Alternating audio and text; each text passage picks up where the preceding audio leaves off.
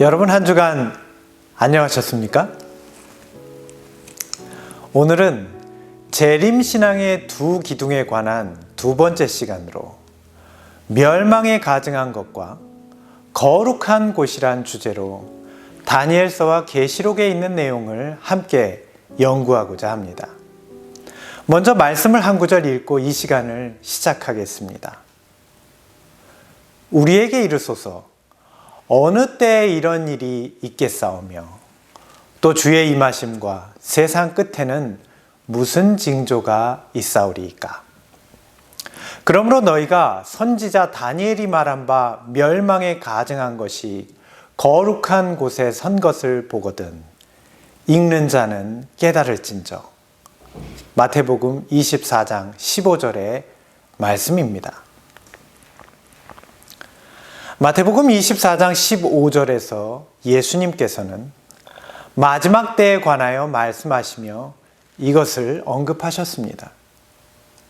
예수님은 여기에서 선지자 다니엘이 이 두 가지를 언급하고 있음을 설명하셨습니다.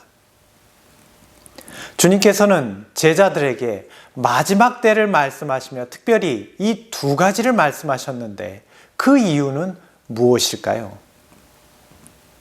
그 이유는 이것이 이 마지막 때에 우리가 분별해야 할 예언의 중요한 이정표가 되기 때문입니다. 오늘 우리는 이 두 가지가 어떻게 예언의 이정표가 되는지 함께 연구하려 합니다. 그 의미하는 바가 무엇인지에 대하여 주님께서 말씀하신 내용을 통해 간단히 설명하자면 이 두 가지는 마지막 시대의 두 주역인 그리스도와 사단 간의 대쟁투를 의미하는 것입니다. 이제부터 우리는 다니엘서와 계시록에 예언된 이정표가 되는 두 기둥, 곧 멸망에 가증한 것과 거룩한 곳이 어떻게 구별되고 있는지 함께 연구해 보겠습니다. 먼저 멸망에 가증한 것이란 예수 그리스도를 대적하여 사탄이 일으키는 일들을 말합니다. 그것은 이 땅에서 일어나는 일들을 중심으로 기록되어 있습니다. 예언에 등장하는 하나님을 대적하는 모든 세력들, 즉 바벨론, 페르시아, 헬라, 로마, 교황권과 미합중국 등은 멸망에 가증한 것이 어떤 세력을 말하는지 알려줍니다. 그것은 시대를 따라 순차적으로 세상에 출현했던 나라들을 말하는 것입니다. 그러면 거룩한 곳이 나타내는 것은 무엇일까요? 거룩한 곳은 그리스도께서 성소를 통해 이루시는 구속사업을 설명하는 것입니다. 예수님께서는 하늘 성소의 참 대제사장이 되기 위하여 표상적 의식을 따라 이 세상에 오셔서 십자가를 통하여 흠없는 피를 흘리시고 자신이 그 희생 제물과 대제사장이 되어 하늘 성소로 들어가신 것입니다. 염소와 송아지의 피로 아니하고 오직 자신의 피로 한 번 성소에 들어가셔서 우리를 위하여 영원한 구속을 이루셨느니라. 히브리서 9장 12절의 흠정역 성경입니다. 그러므로 하늘의 거룩한 성소에서 흘러나오는 빛은 재림의 여정을 걸어가는 성도들이 그리스도께서 봉사하시는 하늘 성소로 그분을 따라 들어가 피 뿌림을 얻을 수 있도록 인도하고 있습니다. 그러나 지금 많은 그리스도인들이 마지막 때를 알려주는 이 예언에 관하여 너무나 소홀하게 여기고 있습니다. 우리는 쉽게 성경에서 예수님에 관한 지식을 얻는 것만으로도 버거운 일인데 우리가 사탄이 행하는 일까지 알아야 하는가? 라고 생각하실 수도 있습니다. 그러나 우리는 이 예언의 말씀을 연구하라고 명하신 분이 곧 예수님이심을 기억해야 합니다. 이 예언의 말씀을 읽는 자와 듣는 자들과 그 가운데 기록한 것을 지키는 자들이 복이 있나니 때가 가까움이라. 계시록 1장 3절의 말씀입니다. 다니엘서와 계시록에 예언된 말씀은 예수님께서 우리에게 친히 연구하라고 명하신 책들입니다. 멸망에 가증한 것을 통해 얻는 지식은 우리에게 사탄이 계획하는 일들 뿐만 아니라 그리스도께서 이루시는 구속 사업을 우리가 더욱 분명히 깨닫도록 하시는 하나님의 지혜가 됩니다. 지금 예수님이 행하시는 구속 사업은 하늘에서 일어나는 일입니다. 이것은 실제로 볼 수 있는 것이 아닙니다. 오직 믿음의 눈으로 보아야 합니다. 그러나 사탄은 어떻습니까? 그는 하늘에서 일어나는 일들을 직접 볼 수 있는 영적인 존재입니다. 멸망에 가증한 것이란 하늘에서 이루어지는 그리스도의 구속 사업을 직접 봄으로 알고 있는 사탄이 그것을 방해하기 위하여 이 땅에서 획책하는 일들입니다. 그러므로 우리는 이 땅에서 사탄이 행하는 일을 가리키는 예언의 말씀들을 연구함으로 그가 그리스도께서 하늘에서 이루시고 계신 어떠한 일들을 막으려고 하는가를 깨닫게 되는 것입니다. 이번 시간에는 다니엘서와 계시록이 어떻게 두 기둥, 곧 멸망에 가증한 것과 거룩한 곳으로 구성되어 있는지 살펴보도록 하겠습니다. 먼저 다니엘서의 내용을 살펴보도록 하겠습니다. 다니엘서는 총 12장으로 되어 있는데 1장부터 6장은 다니엘이 경험한 사건을 중심으로 기록되어 있습니다. 7장부터 12장은 다니엘이 본 이상들에 대한 기록입니다. 1장은 바벨론의 포로로 끌려간 다니엘의 이야기, 2장은 느부갓네살 왕의 꿈과 그것을 해석하는 다니엘의 이야기입니다. 3장은 느부갓네살 왕이 금신상을 세우는 이야기가 있습니다. 4장은 교만했던 느부갓네살 왕이 짐승처럼 변하여 7대를 보내고 하나님의 권능을 인정하는 이야기입니다. 5장은 벨사살 왕의 방종과 교만으로 멸망하는 바벨론을 보여주고 6장은 메대왕 다리오 때에 사자굴에 갇히는 다니엘의 이야기가 기록되어 있습니다. 다니엘이 하늘로부터 받은 이상은 7장부터 기록되어 있습니다. 7장 2절부터 8절까지는 이 땅의 장면으로 바다에서 올라오는 네 짐승과 작은 뿔이 등장합니다.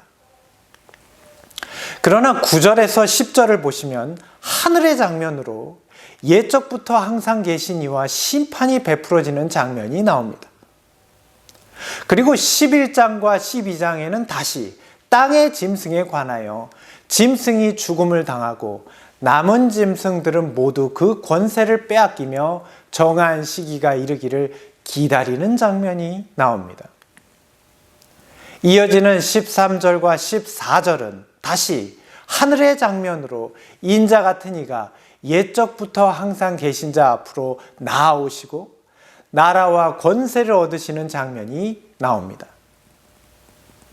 이로써 우리는 다니엘 7장이 두 기둥, 곧 땅에서 일어나는 일들과 하늘의 광경을 보여주는 방식으로 기록되어 있다는 것을 알 수 있습니다. 다니엘 8장을 보실까요?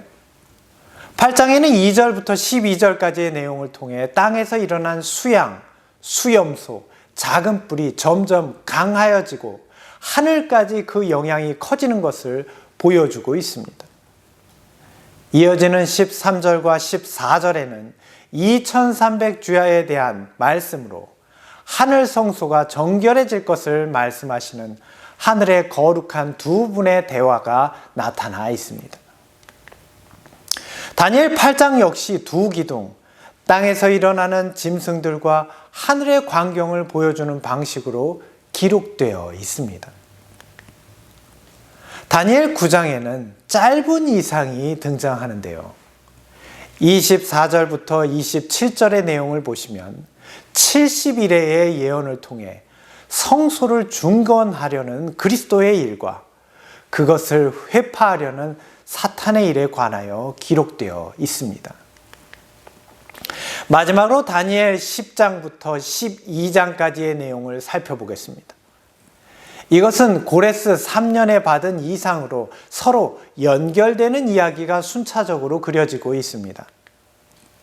11장에서는 땅에 일어나는 남방왕과 북방왕의 투쟁을 보여주고 12장에서는 하늘의 광경으로 내 민족을 호위하는 대군 미가엘이 일어날 것을 기록하고 있습니다.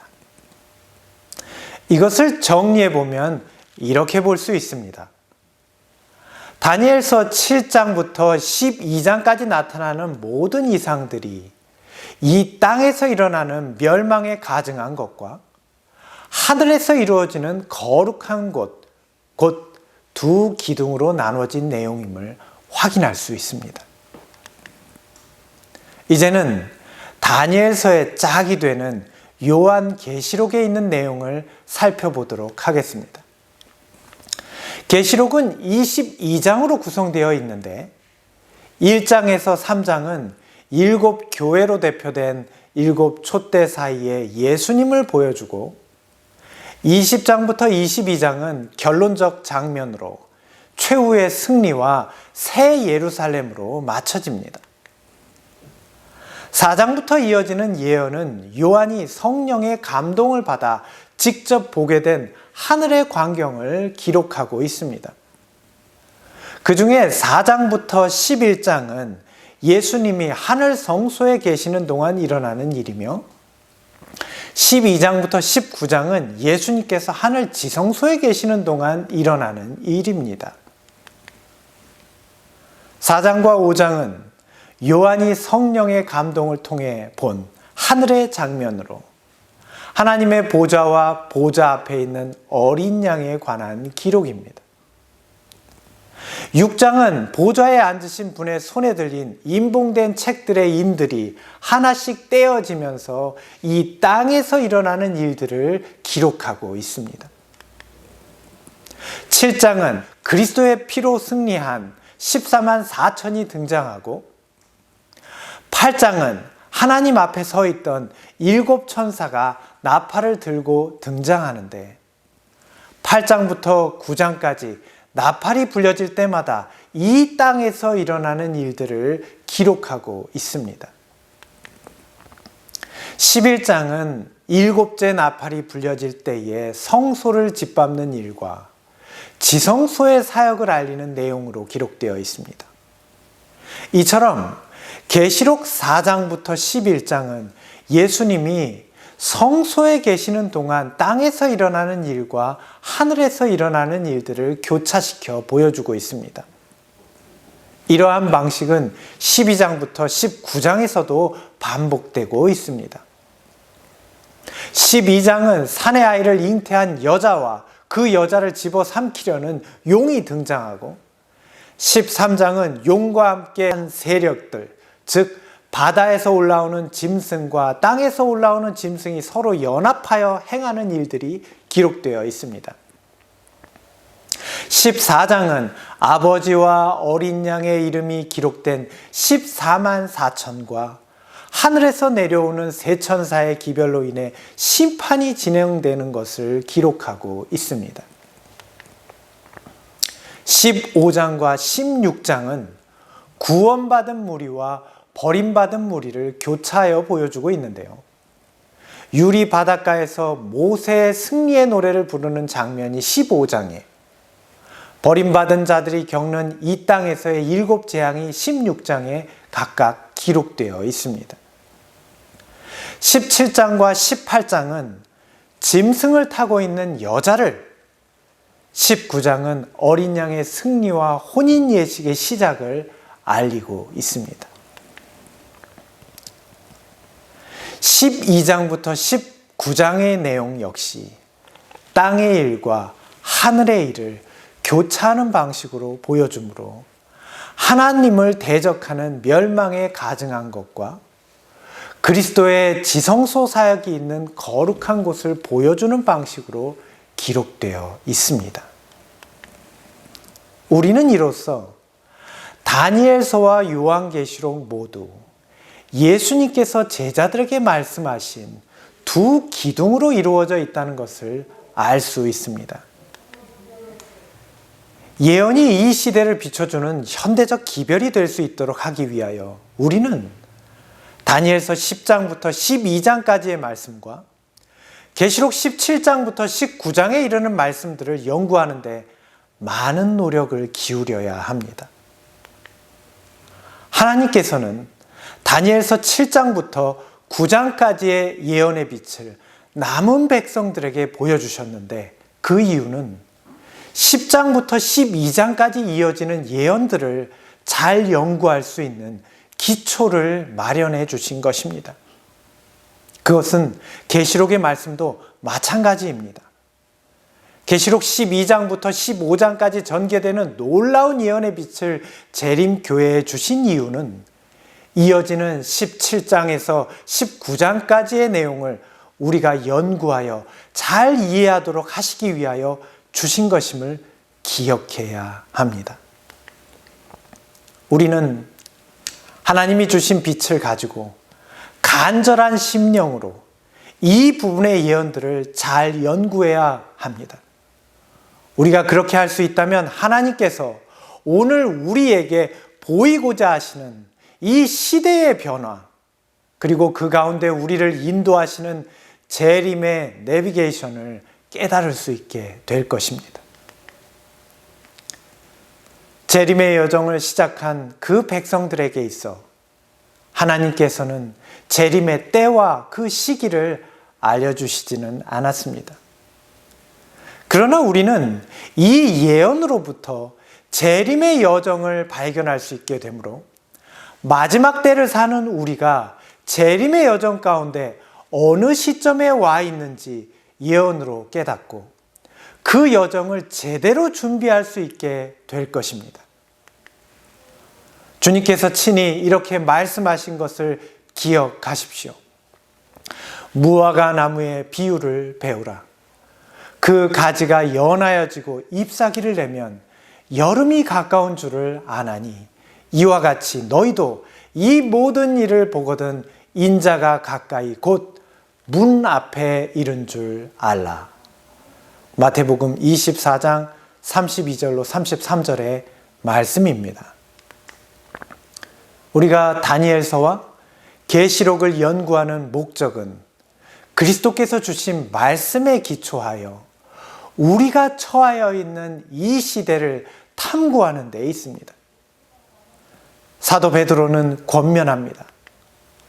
또 우리에게는 더 확실한 예언이 있어 어두운 데를 비추는 등불과 같으니 날이 새어 샛별이 너희 마음에 떠오르기까지 너희가 이것을 주의하는 것이 옳으니라. 먼저 알 것은 성경의 모든 예언은 사사로이 풀 것이 아니니 예언은 언제든지 사람의 뜻으로 낸 것이 아니요 오직 성령의 감동하심을 받은 사람들이 하나님께 받아 말한 것임이니라. 베드로 후서 1장 19절로 21절의 말씀입니다. 이러므로 우리는 예언의 말씀을 스스로 연구해야 합니다. 이 예언의 빛은 어둠으로 가득 찬 이 세상에서 신랑이신 예수님의 가시는 길을 밝혀주어 우리로 그분을 따라가게 하고 우리가 이 여정에서 땅에 속한 것들에 걸려 넘어지지 않도록 우리를 도와줄 것이기 때문입니다. 지금은 세상은 물론이며 기독교회와 때론 일부 재림 신자들까지도 이 예언을 멸시하고 있습니다. 이 캄캄하게 저물어가는 세상의 마지막 때에 우리에게 주신 이러한 진리의 빛들을 우리가 거부하게 된다면 우리는 깊은 어둠에 사로잡혀 절망 가운데 빠지게 될 것입니다. 주님께서는 이러한 때를 맞게 될 우리를 위하여 사도 베드로를 통해 이렇게 권면하고 계십니다. 그러나 백성들 가운데 또한 거짓 선지자들이 일어났었나니 이와 같이 너희 중에도 거짓 선생들이 있으리라. 그들은 멸망하게 할 이단을 가만히 끌어들여 자기들을 사신 주를 부인하고 임박한 멸망을 스스로 취하는 자들이라. 베드로후서 2장 1절의 말씀입니다. 지금 우리는 미혹하는 잘못된 가르침들이 우리 주변에 난무하는 시대를 살고 있습니다. 많은 사람들이 하늘 성소에서 이루어지는 그리스도의 속죄 사역을 부정하고 그 일들이 중요하지 않은 것처럼 가르치고 있습니다. 또한 하늘 지성소의 율법으로부터 비춰지는 우리를 거룩하게 하시는 성결의 빛을 거절하고 단지 은혜만 있으면 된다는 교묘한 오류가 성행하고 있습니다. 그리고 우리는 결코 죄를 버릴 수 없다는 사탄의 거짓된 주장이 하나님의 택하신 백성들을 미혹하고 있습니다. 왜 이런 일들이 일어나게 되었을까요? 사도 베드로는 이러한 오류를 가르치는 자들을 멸망케 할 이단이라고 불렀습니다. 그러한 자들은 그들을 구속하신 주를 부인하는 자들이라고 말합니다. 여기 부인한다는 말은 가리고 숨긴다는 뜻입니다. 우리가 반드시 알아야 할 것을 숨기는 것, 곧 진리를 깨닫지 못하게 하는 것이 주를 부인하는 것입니다. 오늘 살아계시는 우리 주님께서 우리를 위해 하시는 하늘 지성소에서 베푸시는 놀라운 구속사역과 그 의미를 가리는 것, 이 땅에서 사탄이 행하는 일입니다. 이러한 일을 행하는 자는 누구든 멸망케 할 이단입니다. 우리가 이러한 가르침을 따르게 된다면 우리는 역시 임박한 멸망을 피할 수 없게 될 것입니다. 사랑하는 성도 여러분, 이제 우리는 이 마지막 때에 교회를 향한 예언인 다니엘서와 요한계시록의 말씀들을 더욱 깊이 연구해야 합니다. 여러분 모두 이 말씀을 기억하시게 되시기를 바랍니다.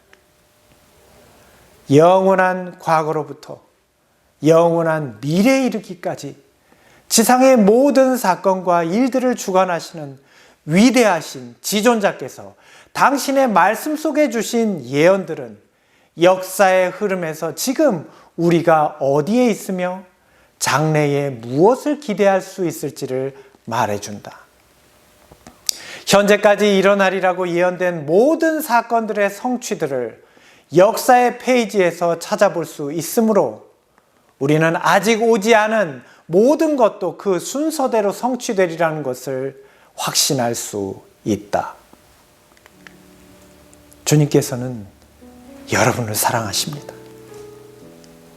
주님께서 우리가 이 예언의 말씀으로 지금 이 마지막 때에 그분의 거룩한 백성으로 준비되기를 간절히 원하고 계십니다.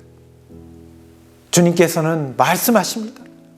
만일 누구든지 이 두루마리의 예언의 말씀에서 제하여 버리면 하나님이 이 두루마리에 기록된 생명나무와 및 거룩한 성에 참여함을 제하여 버리시리라. 이것들을 증거하신 이가 이르시되 내가 진실로 속히 오리라 하시거늘. 요한계시록 22장 19절로 20절의 말씀입니다. 지금 우리를 위한 마지막 중보 사업을 이루고 계신 예수님께서 우리에게 이 예언을 살피라고 간절히 호소하고 계십니다. 만일 우리가 주님의 이 분부를 게을리 한다면 우리는 결코 생명나무로 나아갈 수 없습니다. 우리는 결코 그 찬란하고 거룩한 성 안에 있지 못할 것입니다. 사랑하는 성도 여러분, 오늘 사도 요한이 했던 이 진실한 고백이 우리 모두의 고백이 되기를 간절히 소망합니다. 아멘. 주 예수여 오시옵소서. 내가 주께서 명하신 모든 준비를 마치었나이다. 우리 모두가 이런 충성되고 진실한 믿음의 고백을 할 수 있게 되기를 간절히 바랍니다. 여러분의 믿음과 결심을 위해 기도드리겠습니다. 말씀을 마치겠습니다. 감사합니다.